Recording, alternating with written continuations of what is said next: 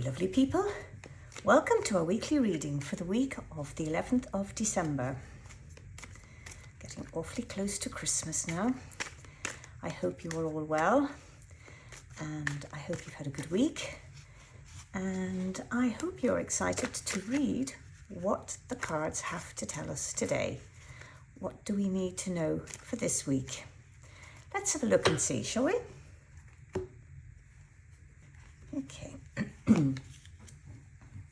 So we have the King of Wands, we have a court card here. Then we have the Two of Swords and we have the Ace of Cups. Okay. Right, so 3 interesting cards here. So the King of Wands, this court card, could be an aspect of yourself. It could be somebody that's close to you, that would be of help to you. And the court cards are very much about what's going on a sort of day-to-day, week-to-week, sort of surface kind of level. And what the King of Wands is doing, the King of Wands is telling us to trust in our own competency. So I'm talking to you guys, so I'm telling you via the King of Wands that you need to trust in your own competency. And because this card is the wise counselor of the tarot.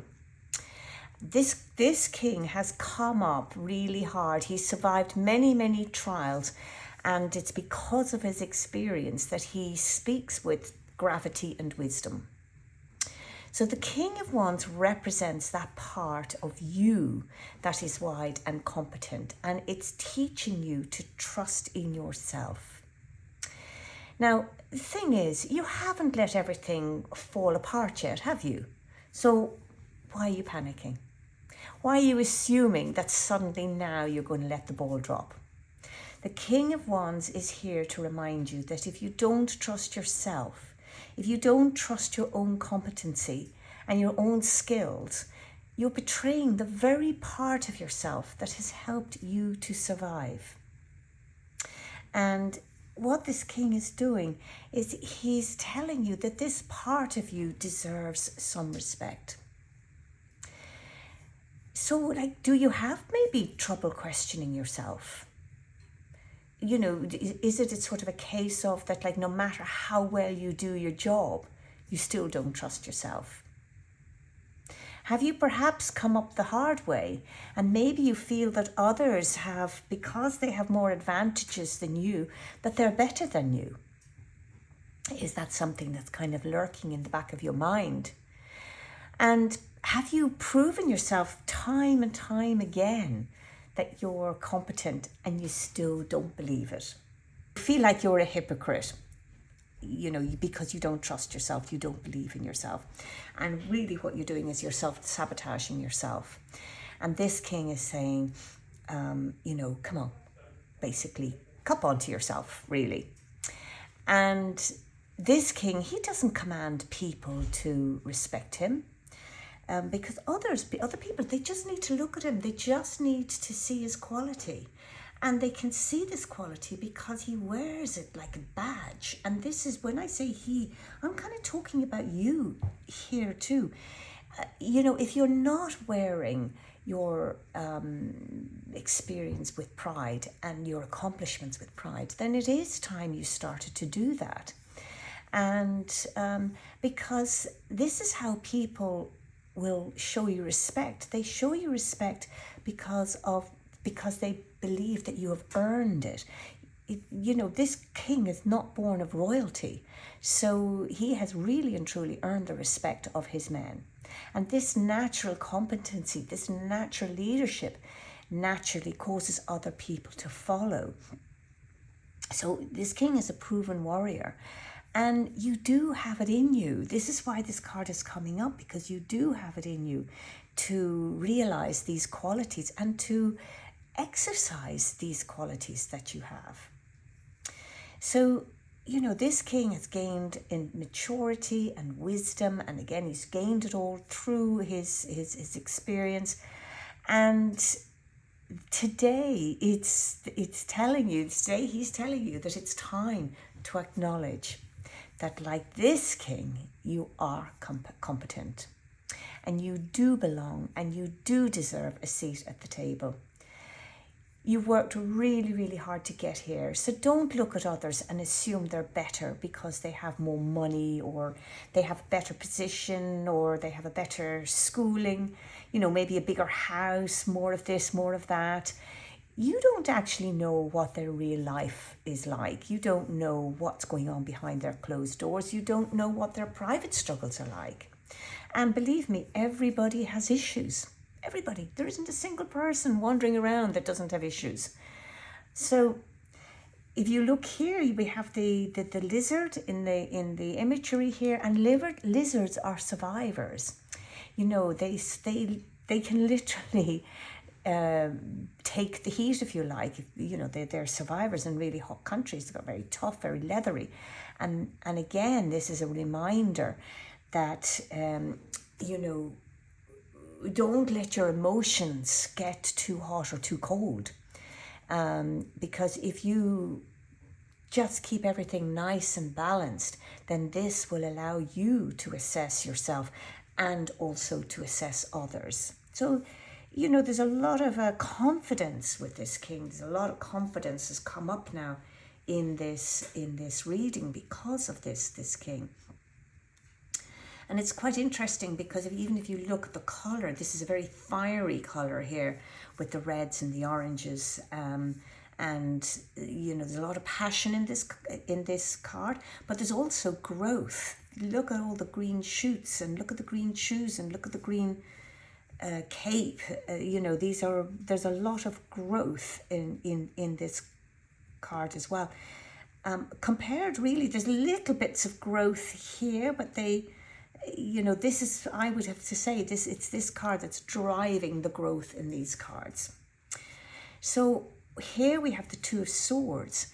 Now, twos generally represent decisions, and they generally represent the process of weighing up two alternatives in a mental capacity, in a mental way.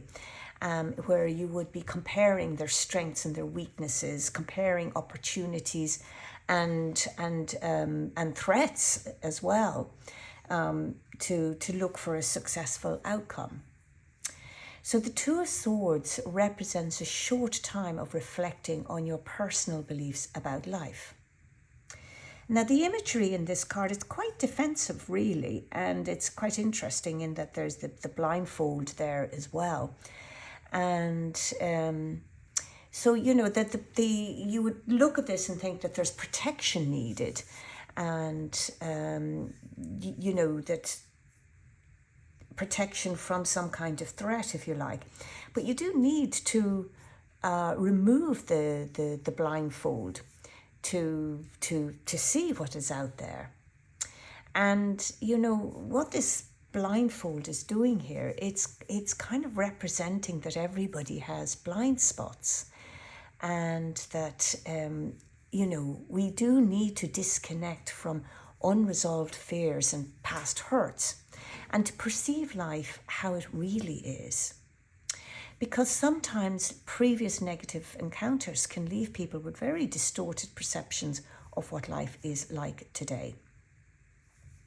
So when you get the Two of Swords in a layout, this card is telling you that it's time to peel away those blind spots, and that you may be having them in possible prejudices or opinions or even partial facts, so that you can see life clearly without those distortions or judgments. Now, this does require courage, and it requires effort, and it also requires deliberate purpose. It's not often with prejudices and opinions. This often comes when you run with the particular tribe that you run with. So to step away from that, to take those blindfolds off, really does require courage, because it requires maybe for you to step out and be on your own. And in one way, I want to say, well, look, you've got the swords there to protect you from doing that. But to be honest with you, this person isn't really in a position of aggression here. This person is looking actually quite centered to me. And therefore, I would say that if you look at the Two of Swords here, it symbolizes making peace. And it's making peace with yourself, and it's making peace with the decisions that you make. And it's making peace with removing that blindfold. Now, this card can also be a card of being in between. So sort of like being in between life stages, in between jobs, in between relationships or projects or career goals or friendships, situations, in between anything. And what this card is doing is it's advising you to find your center amid the transformations that are swirling all around you. Because when you are in between, there's all sorts of things going on around you that you have to assess and look at and judge. And if you can be calm and centered, you're in a much better position to do what's right for you. The thing is, we are always in a state of in-between somewhere in our lives. And the Two of Swords illuminates that the place in your life that feels unresolved is actually precisely where life's greatest magic is happening. It might not be easy, you might prefer to be somewhere else, but there is something, when there is something unresolved or uneasy going on, then this is where you do find out who you are. And this is where you can even gauge your anxiety levels. Like, is this in-between situation making you feel anxious about the future maybe? And it's kind of, I'm asking if you can maybe be at peace with not having everything completely figured out right now. Because I think very much the challenge of our lives is very much about managing that time in our lives that doesn't feel all figured out. Because when it is all figured out, then something is going to change soon after that anyway, because that's simply the way that life works. So the figure in the Two of Swords is also, if you like, in between land and sea. And but she does look really quite composed, doesn't she? She looks very much in balance. So what this is representing is that maybe you can't see what's coming, and you may not possess all the facts, but it's okay to be calm and centered. It's okay. In fact, it's crucial to be calm and centered. It's okay not having everything figured out, because you're exactly where you need to be. And everything is kind of like transitioning perfectly, but you have to get back to your core strength. And your core strength is in here. And this is where you need to really reconnect with, to recognize that what's happening is meant to be right now. And then this brings us on to the Ace of Cups. So the Ace of Cups, aces represent new beginnings. So they can be, usually the aces are their seeds, their ideas that haven't yet come into to be planned. But the thought is there, the idea is there, the concept is there, and it's a new beginning, it's a new project. And there is a real desire to forge ahead here and to take charge and to lead from the front. Now, the Cup's objective when it comes to aces is to find inner peace and to find contentment. And this is found through uniting with other people while being sustained by creative pursuits. So to me, we're looking at a real sense of teamwork here, or community work here. So the Ace of Cups represents a time of feeling connected to life emotionally and spiritually. And I'm thinking like this connection has come here because the work has been put in here. And so if you look again at the imagery, we're looking at a cloud, a hand that comes down from the cloud. There's this sort of etheric field, and the cup is overflowing with emotional and spiritual fulfillment. Look at all this, it's beautiful. And so there's this desire to translate this creative inspiration into a physical form. And when you give an idea physical structure, it allows it to be shared with other people, with others. And this can be baking, this can be painting, it can be music or writing or photos, it can be sport. I mean, look how sport brings everybody together. Look how, paintings and photography, you can look at them and, you take out of that picture what it is that resonates with you, and it would resonate with different people on all sorts of different levels.